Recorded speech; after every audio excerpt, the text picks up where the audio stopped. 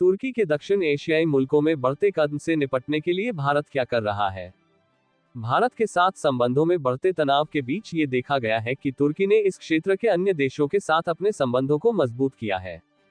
जहां तुर्की का भारत के प्रतिद्वंद्वी पाकिस्तान को समर्थन किसी से छिपा नहीं है, वहीं बांग्लादेश, नेपाल, श्रीलंका और मालदीव जैसे देशों में उसका बढ़ता प्रभाव भारत के लिए चिंता का मुद्दा बनकर उभरा है। हिंद महासागर क्षेत्र में तुर्की की बड़ी सक्रियता इस बात का संकेत भी देती है कि वह क्षेत्रीय साझेदारियों को नए सिरे से बनाने की कोशिश कर रहा है। तुर्की के इन प्रयासों का मुकाबला करने के लिए भारत भी ग्रीस, साइप्रस और आर्मीनिया जैसे तुर्की के प्रतिद्वंद्वी देशों के साथ अपनी साझेदारी को मजबूत करने की दिशा में काम कर रहा है। भारत के खिलाफ तुर्की का पाकिस्तान को साथ। भारत और तुर्की के संबंधों में गिरावट विशेष रूप से मई में हुए भारत पाकिस्तान सैन्य संघर्ष के बाद और तेज हो गई थी। कुछ खबरों में यह दावा किया गया था कि पाकिस्तान ने इस संघर्ष में भारतीय सैन्य ठिकानों और आम इलाकों को निशाना बनाने के लिए कथित तौर पर तुर्की की ओर से सप्लाई किए गए ड्रोन इस्तेमाल किए थे। इनमें ड्रोन के असिस्टगार्ड और सोनागार जैसे मॉडल भी शामिल थे। भारत ने बाद में इस मुद्दे पर तुर्की के सामने अपनी चिंताएं जाहिर की थीं।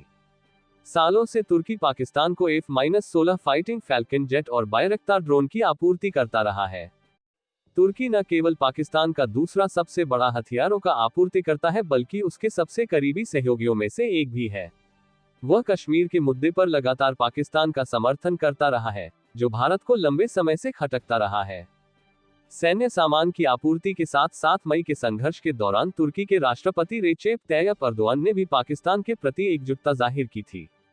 वहीं तनाव से भरे संबंधों के बीच भारत ने बीती 29 अक्टूबर को दिल्ली में आयोजित तुर्की के राष्ट्रीय दिवस समारोह से दूरी बनाए रखी थी।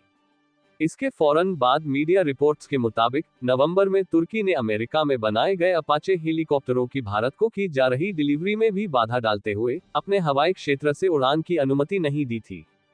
भारत के पड़ोसी देशों में तुर्की के बढ़ते सैन्य संबंध। भारत के पड़ोसी देशों के साथ तुर्की की बढ़ती रक्षा गतिविधियां हिंद महासागर क्षेत्र पर उसके बढ़ते फोकस को दिखाती है।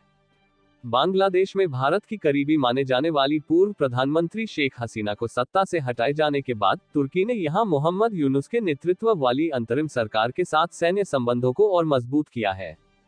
बीती 3 नवंबर को तुर्की के एक संसदीय प्रतिनिधिमंडल से मुलाकात के बाद मोहम्मद यूनुस ने कहा, बांग्लादेश तुर्की के साथ मिलकर अपने लोगों के लिए नए अवसरों को खोलने के लिए तैयार है।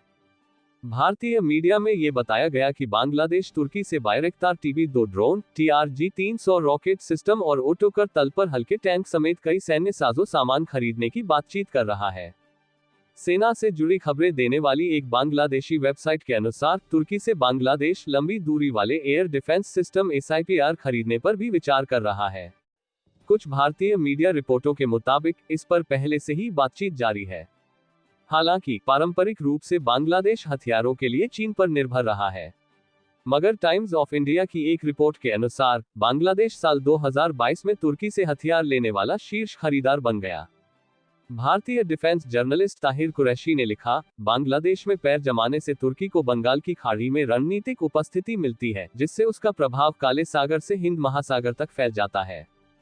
हिंद महासागर के एक और देश मालदीव में तुर्की का सैन्य सहयोग तब बढ़ा जब यहां के राष्ट्रपति मोहम्मद मुइज्जू नवंबर 2023 में पद संभालते ही पहली यात्रा के लिए इस्तांबुल गए।